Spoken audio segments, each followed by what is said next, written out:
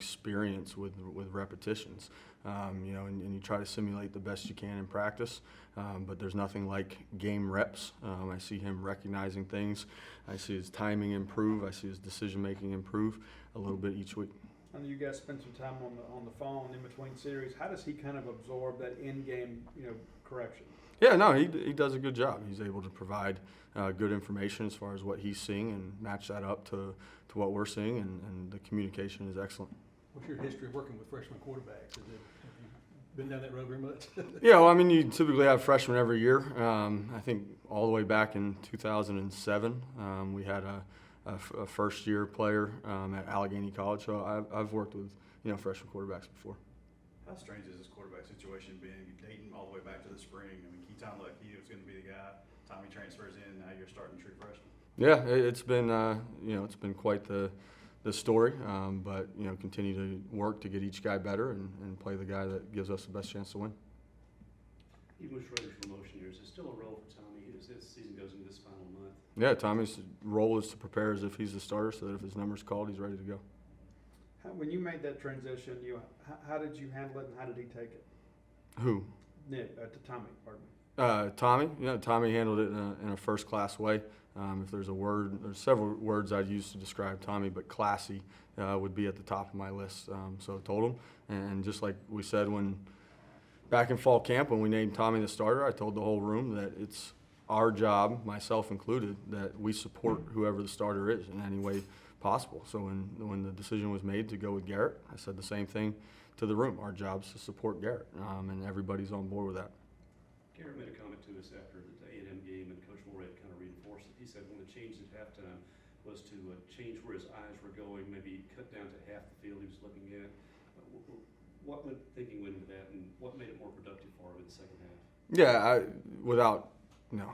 I've watched so much Arkansas film at this point this week. The A&M game feels like a while ago. But I would say with any quarterback, whether it's the scheme that cuts your eyes down, or you just are very exact about where your eyes are when they're supposed to be there, it makes playing the position easier. I tell those guys there's nothing easy about playing this position, but if you can have your eyes in the right spot at the right time, it becomes easier.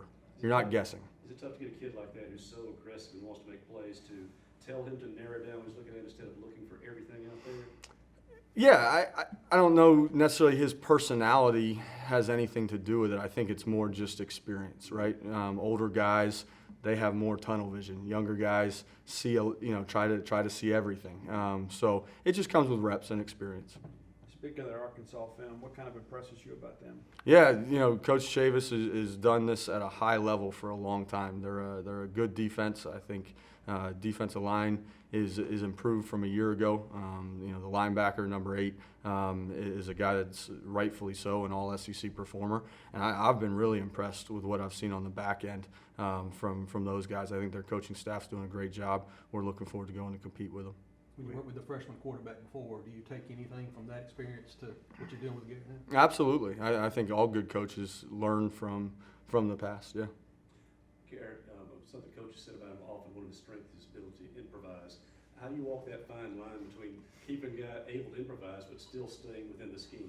Yeah, I think as a coach, your job is to teach the scheme, and I think you got to have a great communication with the guy, with your quarterback, because nobody has a better view out there than him. I joke with him all the time. I'm the expert. I get to sit there with a rewind button and tell you what you should have seen. Those guys are doing it in real time, and they got the best view. So I think as long as there's communication and there can be a why behind the decision, that's how you kind of balance that fine line. But you're absolutely right. The line is fine, but with a player like Garrett, or honestly any of our quarterbacks, they have athletic ability. Sometimes they have that instinct, that gut, and you never want to coach that out of a player. Some of his passes still seem to float a little bit, but how much of that is just the fact that he fell so far behind in the weightlifting in spring and coming out of high school, and he's still not physically what he's going to be? Yeah, I'm unaware of how he fell behind in the spring, but he's a young guy. He'll continue to get bigger and stronger and continue to work on mechanics and becoming more efficient.